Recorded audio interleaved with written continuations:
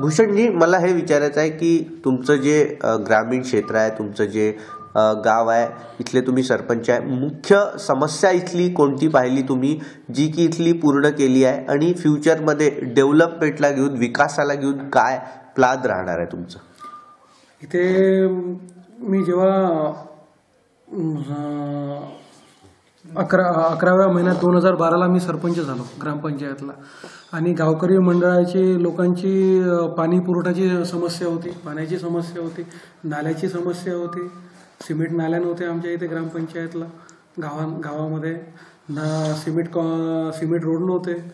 व मी आल्यानंतर मी पाणी पुरवठ्याचा विषय घेतला, आणि पाणी पुरवठ्याचा विषय घेतल्यानंतर आमचे लोकप्रिय आमदार जे समीरभाऊ मेघे साहेब आहे, त्यांनी त्याचा पाठपुरावा करून, आणि माजी आमदार घोरमाडे साहेब यांनी तो पाठपुरावा करून मला वेळोवेळी मदत केली, आणि त्या वेळोवेळी मदतचा मला तिथे त्याचा फायदा झाला. आणि गावकरी मंडळींनी मला, आणि गावकरी मंडळी लोकांची साथ मिळाली मला, आणि त्याच्यामुळे मी ते करू शकलो. आणि सर्वात मोठा वाटा असेल आमचा तर समीरभाऊ मेघे साहेब आणि माजी आमदार घोरमाडे साहेब यांचा वाटा आहे, आणि त्याच्यामुळेच ते पाण्याची टाकी मंजूर झालेली आहे.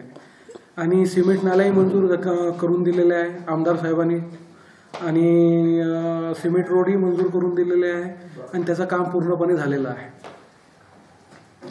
बुरकुटीचे एक मुख्य प्रश्न असा राहतो की ग्रामीणचा विकास आजही खुंटलेला आहे. इथे रोजगार शेतकरी राव किंवा शेतकऱ्यांची मुलं यांना उपलब्ध होते. फॅक्टरीज, इंडस्ट्रीज ग्रामीणमध्ये यायला पाहते. काय रिझन वाटतं याचं? रिझन असं आहे की काही जसं ग्रामीणमध्ये युवा जो रोजगार म्हणजे मुलं आहे, त्यांना रोजगार मिळत नाही. कारण की कसं आहे, इंडस्ट्री एरिया समजा काही एखादी वगैरे कंपनी वगैरे आली इथे, तर त्याच्यामुळे कसं आहे का हा रोजगार मुलं जे राहतात कामामुळे, समजा काम नाही मिळालं तर मग ते इकडे तिकडे मग वाटचाल करतात ते. त्याच्यामुळे कसं आहे की गावातल्या लोकांची अशी मागणी आहे का समजा एखादी कंपनी वगैरे समजा वल्ली गावामध्ये वगैरे आली, तर जे बेरोजगार मुलं आहे ते तिथे कंपन्यात नोकऱ्यावर लागू शकतात, असा आमचा.